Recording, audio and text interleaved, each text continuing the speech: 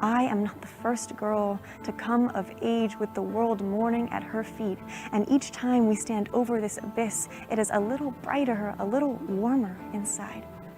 So this is the inheritance I choose, this foolish hope, this endless fight, 1,000 hands reaching through darkness to offer their own little pieces of magic and light until someday, the next girl who stands here will see only stars.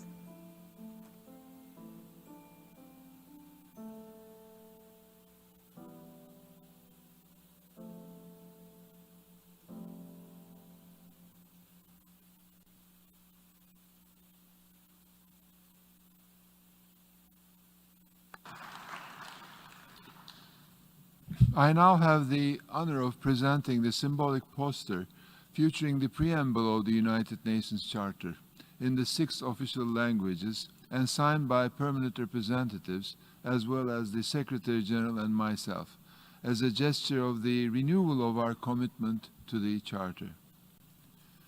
Excellencies, ladies and gentlemen, the UN Charter continues to be the backbone of the United Nations. I'm pleased that this opportunity has been used to demonstrate our continued commitment to the pillars and principles of the United Nations, as outlined in the Charter. My sincere appreciation to the group of women permanent representatives for leading this effort. Only 4 of the 850 delegates who met in San Francisco 75 years ago were women. Today we have 52 women PRs in the UN General Assembly. While still underrepresented, it is a powerful statement. Ladies, I thank you all. Colleagues, I now invite you to stand and join me for a solemn moment to collectively reaffirm our commitment to the United Nations Charter.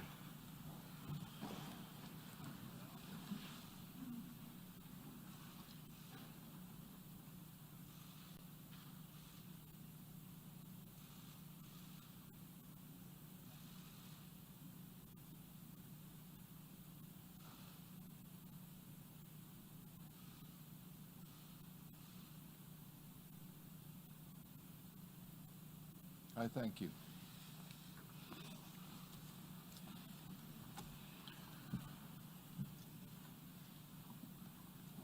The Secretary General will now be leaving for another engagement, and I would like to thank him for being with us this morning. As previously indicated in my letters, the opening segment will be followed by a panel discussion to be held in this hall.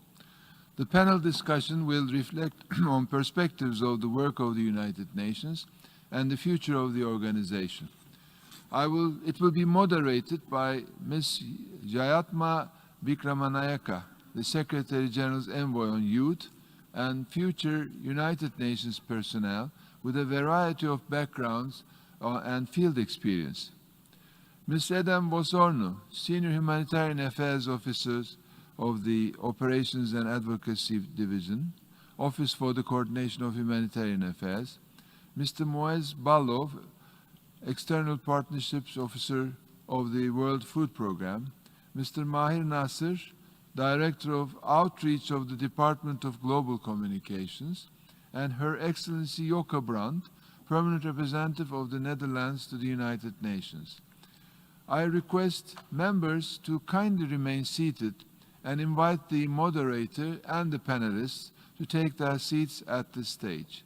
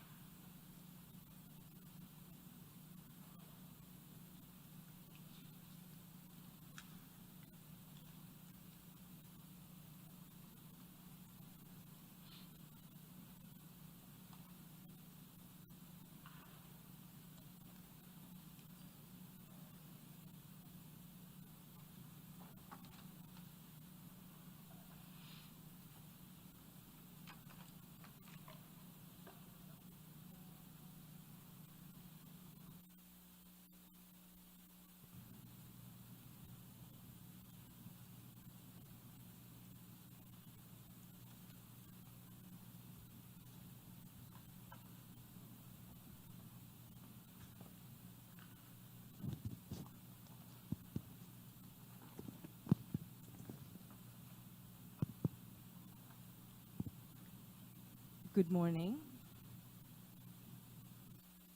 Good morning, Excellencies, ladies and gentlemen, distinguished guests. My name is Jatma Vikramanayaka.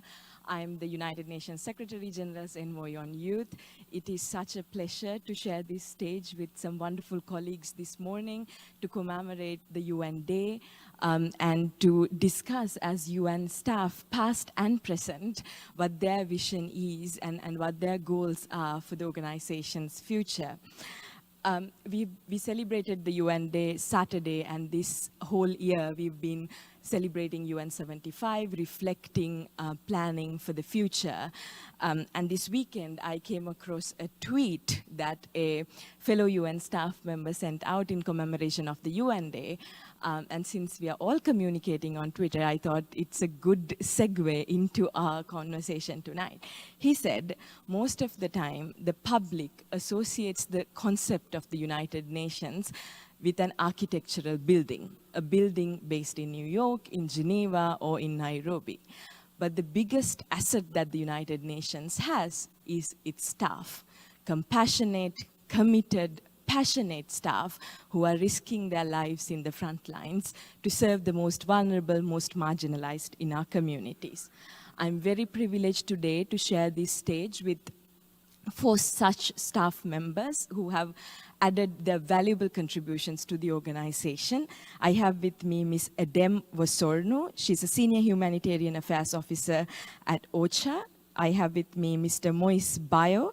He's External Partnerships Officer with the World Food Programme, Mr. Maher Nasser, Director of the Outreach Division of the Department for Global Communications, and Her Excellency Joka Band, the Permanent Representative of the Netherlands to the United Nations, and in a previous life, she was a Deputy Executive Director of UNICEF. Let me start this conversation with Mr. Maher Nasser. Maher, what motivated you to join the United Nations? Thank you, Jayatma, and thank you all for organizing and including me in this panel among distinguished colleagues. My relationship with the United Nations goes back to my earliest years as a 5-year-old child going to school. It was a school run by the United Nations Relief and Works Agency for Palestine refugees. My parents were refugees. My father was an educator. And I grew up going to school with the UN emblem, flag above the school, on the notebooks, on the pencils that I used. And I never thought that I would be working for this organization, but what I am today was shaped in that school, in that system, appreciating global values. I studied to be an engineer with a scholarship from the same organization, from UNRWA, but I found my passion to be more in dealing with development, human rights, communication issues than building brick and mortar.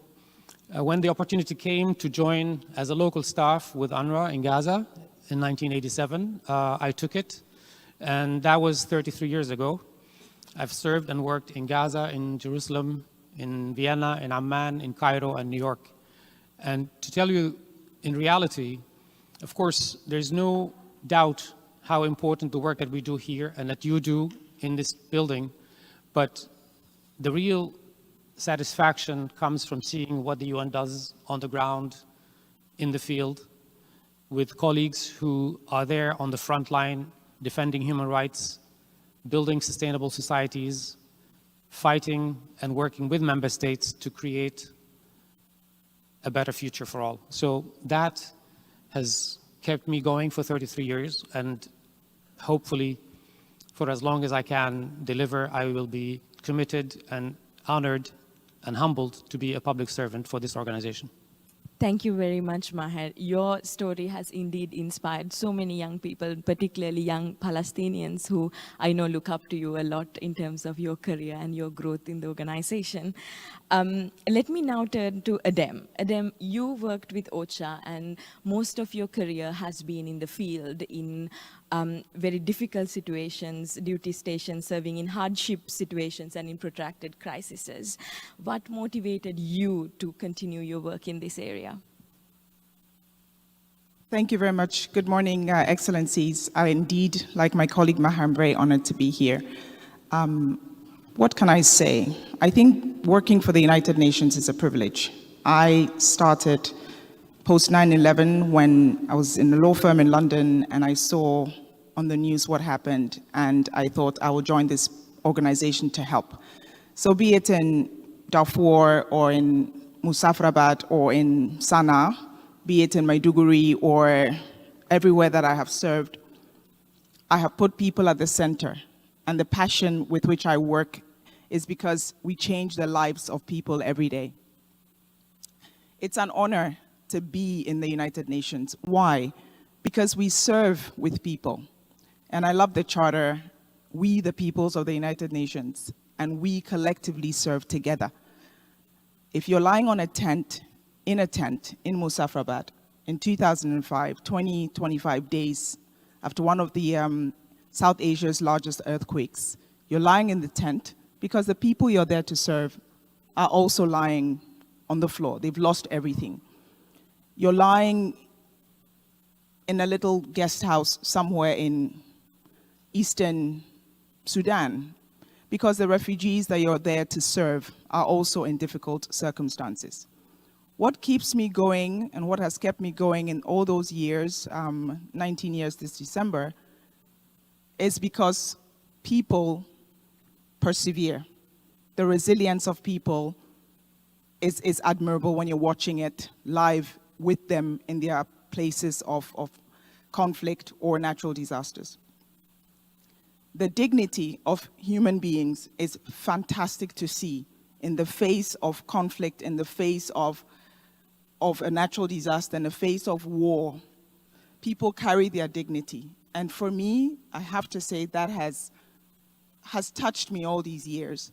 And you forget the difficult circumstances you're working in. You just are there to help people. I think, Jay, that's what I would say. Thank you very much, Thanks. Adam. Moise, can I ask you the same question? What motivated you to work for the United Nations? Thank you very much for the question. And thanks to the organizer for associating WFP to this event commemoration. It's a great pleasure and honor for us. Like other panelists, I must say that I did not explicitly plan to work for the United Nations, neither for WFP. But when I completed my studies, I joined in my country a national governmental institutions dealing with early warning and food assistance. Subsequently, I worked in university dealing with operational research on socioeconomic issues, including monitoring poverty reduction efforts in urban and rural settings. At one point, I was contacted by WFP in my country to provide expert services. And from that day on, I never left WFP. And that was 16 years ago. As I dived into the humanitarian work, I must say that I was won over by the passion over it. And being confronted to human suffering and being frustrated by the limitations of resources to appropriately tackle them gave me more motivation to work in this field. And moreover, the deep satisfaction, the reward of being able in given situations to save lives of hundreds of thousands of children, of women, of men, is something that keeps you continuing and giving everything you have. Thank you very much, Moise. I'm going to come back to you on that a little bit later, but let me go to Ambassador Yoka Band. I can't see you, but I hope you can hear me. Ambassador, what do you consider as your biggest professional achievement when it came to your time when you were working with UNICEF? Wow, that's a big question. And first of all, let me thank the organizers for indeed including in the celebration of 75 years of the United Nations, the celebration of the achievements of staff. And it is a an honor to be sharing the podium with you. Thanks for that. I mean, that's a really complicated question because, you know, most of the work that you do, I think at the UN, is also teamwork. So what do you consider to be your greatest achievement? I think, let me give you maybe two examples. One was that in 2014, as you remember, was of course the big refugee problems in the Middle East because of the Syria crisis. And at UNICEF at that point in time, we were literally at the verge of having no more funding for the water supply in Zaatari camp. We then together they made an enormous push to get that funding in time. Flew all over the world, visited donors, and what we did importantly, I think in our delegation, we brought staff that had worked in these camps on the field, and we indeed did manage to get the funding in time, which was maybe the biggest sort of reward that you could have, because you immediately felt that what you had done had an impact on the lives of so many people straight away. Thank you very much, Ambassador. Maher, if I can come back to you, I sometimes feel like the broader public don't fully understand the scope and the depth and the nature of the work that the United Nations does. And I often also see that the sort of mistakes are highlighted in media more than the successes of the organization over the last 75 years. So as the director of the Outreach Division in the Department for Global Communications, what are you doing and what are some of the strategies you are employing to make sure that the broader public and the people, we the peoples, as Emma mentioned, we are serving, are aware of the actual work of the United Nations and how much effort actually goes into it? Thank you, Jayatma, for that question. We often look at the UN and we tell the public and the people, don't look at the United Nations as a painting, as Dag Hammarskjöld famously said. Do not look at the United Nations as a painting drawn by Picasso. It is drawn by you. So what we try to highlight is that the United Nations is not just a building in New York, which is an amazing achievement, because this is where the ground rules of norms international that has become international law, the way that we look today and take for granted the universality of human rights, that we talk openly every forum about gender equality, the concept of sustainability, of sustainable development. These are concepts that were and became universal and mainstreamed because of the work of the United Nations. The changes that we have seen, yes, of course, and I would be the first one to say, as somebody who has worked in the organization, that it is not perfect. Nothing is and nobody is. But we have to see it as a collective effort that is needed to overcome global challenges. And we can point to successes and opportunities for hope. His Excellency, the President of the General Assembly, quoted Sergio Vieira de Mello. I also often quote one of my favorite quotes by him is that unless we aim for the seemingly unsustainable, we risk settling for mediocrity. And I think the hopes and aspirations and the groundwork that are created in this whole by member states collectively coming together, laying the ground for sustainable political solutions, sustainable development, and of course the universality of human rights. The rule of law at the international level is as important as it is at the national level. And I think when you take these concepts, people start to see the role of the United Nations coming into their life. We also try to use storytelling, because numbers and figures and tables are good for statisticians, but for the average person, they'd like to hear a story of a person that they can connect with and connect to. And our colleagues in the field are our source of inspiration, because they share with us the stories of the refugees that they have saved, or the people displaced because of an earthquake or a flood, and what a big difference they made into their life. So it's all of these things that we put together and we try to humanize telling the stories of the people that we serve, not the institutions and its building. Thank you, Maher. You referred to natural disasters, and I think that's a great segue into Adam, because Adam was one of the immediate colleagues who went into these situations as a international emergency responder with UNDAC. Adam, what does it really look like when you talk about OCHA and coordinating a humanitarian response in a situation that is developing or ongoing, such as a natural disaster? Jay, maybe before I get into the specificity, I'd like to note a few things. The United Nations Disaster Assessment Coordination is housed by OCHA, and it was established in 1993 for member states, by member states, and it's a collective effort with the United Nations. Since 1993, 1,673 people have deployed.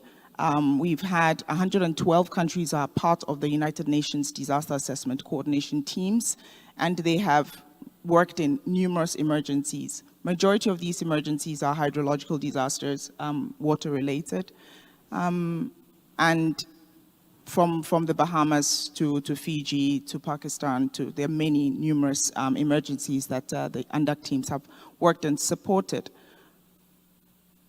Watching the UNDAC team firsthand in 2005 made me want to become them. They get to the ground 12 to 24 hours after an emergency. And it's a team made up of government, made up of experts, made up of United Nations personnel. It's a real collective partnership and an effort that you see in the field every time you see an UNDAC team deploy. I became a member much later. In 2005, when I got to Muzaffarabad, 20 days after the earthquake had struck, as I said, just watching that mobilized, colleagues mobilize and support governments was fascinating. And I have to stress people again. That's my mantra today, celebrating 75 years for the UN. By the time the UNDAC teams got there, or every time we get to a natural disaster setup, let's not forget the first responders are the people of the particular place that was struck. So the first responders are the local churches, the local mosques, the local communities. They are the ones who are there first before international assistance comes in. So we really need to remember that. Watching the support that the UNDAC team members working alongside a solid partnership with, most of the time when there's a natural disaster, Jay, the military are also there to support national governments. I really want to highlight the partnership that is involved. None of us can do it alone, and it's a real collective effort. The member states, the host governments, the donors, and the United Nations together. Thank you. Thank you very much, Adam. Moise, the World Food Programme, your agency, recently was awarded the Nobel Peace Prize. Congratulations once again. What does this mean to a long-term staff member of the organization, such as you, for over 15 years, who worked in Central Africa, in the Sahel region, really implementing WFP's vision on the ground? How does it feel? Thank you for that question. And definitely it means a lot for not only WFP staff, but for all of us. And the President of General Assembly was just mentioning it a few minutes ago. Yeah, like all my colleagues around the world, we had the great pleasure and excitement to learn this great news. The day it was announced, we learned it actually through the headlines when we woke up, and then through emails that were coming in. But yeah, it's you feel a satisfaction that the work, the hard work that's being done by all humanitarian workers in very difficult sometimes circumstances and contexts is in fact recognized. And it's recognized, I must say that it's important to mention that everything we do on the field We do it, as Eden was mentioning right now, with national partners, with community level organizations, with NGOs, and this recognition is also their recognitions. So it's a shared honor. But beyond the excitement about the recognitions, we think that this is a strong message. It's a strong message for all of us, for all the actors, just to remind that hunger, peace remain an issue that should remain at the center of the discussions. There cannot be peace without fighting hunger, ending hunger. And we cannot end hunger when there is conflict. So it's ultimate importance for us all to get together and to end conflict. As conflict is today, I would say, the major driver of food insecurity. Out of the 13 major conflicts around the world, you can say that 10 are driven by conflict. So it's a call to action to work together to continue addressing the structural issues of hunger, conflict, and stability. Thank you very much, Moise, for underlining the intersectionality between the SDGs, hunger, food, and peace. And I think every colleague working in every part of the United Nations can really subscribe to those thoughts that you just mentioned. Ambassador Yoka, you have been on both sides of the table throughout your career in your Ministry of Foreign Affairs, then in the United Nations. If you could communicate a few key messages to your colleagues from the member states who are gathered here about the inner workings or insider views about the United Nations work, what would you tell your colleagues? Well, thank you very much. I mean, I think it's important when I go back to myself when I was younger. You know, as a child, I was very inspired, you know, by the United Nations and seeing all this community of nations, these member states, you know, coming together to basically solve problems. Actually, the first presentation I ever did at primary school was on the workings of the United Nations. So, and then, you know, during my career, having seen the work of the UN on the ground, and that really sort of encouraged me to sort of look both from a member state perspective, but also to see, you know, what the UN looked like from the inside. And maybe I'd like to pick up on 2 points that I think are really important for member states. The first is, and it's a little bit picking up on your point, Maher, I still find it inspiring, you know, to sit here with all of you. And I mean, today we're sitting here to recommit to the Charter, which I think is incredibly important. But, you know, we all have this motivation, this engagement, you know, to make the work of the United Nations and to make the United Nations better. And we do that through sitting here, through meetings, through resolutions, through working groups. And I think the one thing I have learned is that in whatever work you do, however technical it may become in a way, always keep in mind what we intend to do as a community of nations in the United Nations, and that is to make life better for people on the ground, to make a change for the positive, you know, for people that are really needing it. So I think that should be the guiding light of all the work that we do. My second point would be on then explaining that to our public at home as well, because I think it's also a responsibility of member states to communicate the work of the United Nations to our domestic audiences, to our taxpayers, and we need to do that, you know, in very concrete terms about the actual change the work of the United Nations is making to people all over the world. So these two would be my best tips I can give. Thank you very much, Yuka. Moise, let me come back to you. And this is my last round of questions, so I would really appreciate if the panelists could keep it to a 1-minute answer, very brief, very succinct.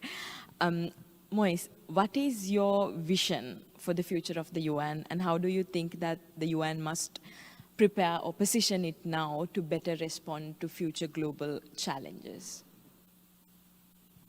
As I was saying, conflict is one of the major challenges we are facing today. Of course, conflict in many contexts is compounded with other drivers of poverty, food insecurity, including disaster, etc. But it's of utmost importance for the UN to work together with other key actors to put an end to conflicts and to continue putting forward the prevention agenda. Secondly, I would say it's important for the UN to continue at the country level to improve its relevance with governments, to align with them and to support them in areas, in priority, jointly identified priority areas. Finally, I would say it's important for us to continue better integrating internally and better collaborating with external stakeholders to improve our efficiency, effectiveness, and overall impact. Contributions. Maher, if I could ask the same question from you, as someone who grew up with the United Nations and who has served the United Nations all or most of your career, what is your vision for the future of the UN? Thank you, Jayathma. I go back to something Boutros Ghali, the former Secretary General, said in the early 90s. With all the convulsions in global society, only one power remains that can impose order on incipient chaos. That is the power of principles transcending changing perceptions of expediency. And I think when we rely on those principles, then we can lead. And those principles that are now need to be grounded in human rights, in the principles of sustainable development, in working together to overcome challenges such as COVID-19, the climate crisis, the rising inequality, and the 4 and now 5 horsemen that Secretary General spoke about in January. That is what will enable us to overcome that, and that is, I think there is more or less movement in that direction, not only by the member states, but we see a coalition of other stakeholders that are coming around the UN to support it in this mission, from civil society, from the private sector, from other parts and other industries. And I think our role is to try to bring them together for this purpose and noble goal. Ambassador Yuka, if I can ask you the same question, what is your vision for the future of the UN, and how do you think the UN should position itself today to address future challenges? I think I join others in saying, you know, without a doubt, I think the UN can show the power that it has to bring people and parties together around fighting the pandemic. The leveraging power of the UN is unique in this. I think we also have our roadmap. We have the political declaration. We have the 5 horsemen, as you said. So basically, focusing on you know, the leveraging power that we have in making sure that we fight this pandemic together, and do it while sort of also paying attention to some of the issues that have come out much clearer because of the pandemic, like inequalities. Climate change is still a very important one, and polarization. Second, we have another, I think we have another asset at our disposal, which is the global survey that has been done. I think we know what about, you know, 1 million people think about multilateralism and the UN. The good news is that they're very convinced that we actually need the UN and multilateralism. I think where we need to do much more work is that a lot of people also say that they don't know exactly what the UN is doing, and I think that means that we need to do incredible outreach to these people, especially young people, I would say. Thank you very much, Ambassador Yoka. Edem, if I can maybe change the question a little bit, because every day I receive hundreds of messages from young people around the world asking questions like, how can I contribute to the work of the UN? What do I need to do to support the work of the UN in my country and globally? What advice would you give to those young people who are proactively reaching out and are seeking ways to contribute to the work of the UN? Thanks a lot. Jay, I would tell the young person who wants to maybe join the UN, let me take the opportunity to advocate for people to join the UN. Be passionate about what you do, to the youth. Be passionate about what you do and go to the field. Be with the people in the middle of it all. That is how you learn, and that is how you're able to support. Go to the countries, go to the regions, and work with people. Second message, if I may, is listen to the communities. Every single mother and child, every single mother I have met over the last 19 years, every single mother, when you ask her, what do you want for your child? The biggest, every one of them has talked about education. And I think it's important for us to listen to our communities and educate the communities where possible. Jay, if I may, I'm just going to and tell the UN, the young children of the UN, read the charter. Read the charter. And if I may, what struck me at the UN, we, the peoples of the United Nations, determined to save succeeding generations from the scourge of war, which twice in our lifetime has brought untold sorrow to mankind, and to reaffirm faith in fundamental human rights, in the dignity and worth of the human person, in the equal rights of men and women of the United Nations, large and small, and to establish conditions under which justice and respect for the obligations arising from treaties and other sources of international law can be maintained, and to promote social progress and better standards of life in larger freedom. Read the charter. Thank you. Thank you very much, Adam.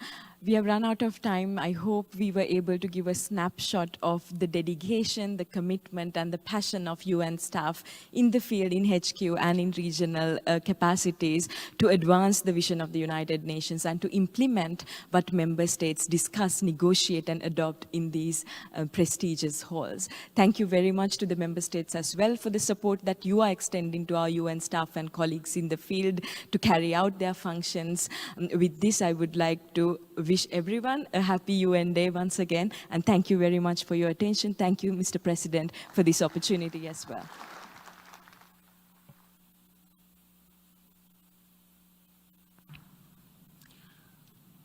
I would like to thank the moderator and the panelists for their valuable insights and contribution to the deliberations this morning. I now invite members to view a video presentation of the highlights of the high-level meeting to commemorate the 75th anniversary of the United Nations, held on 21st of September.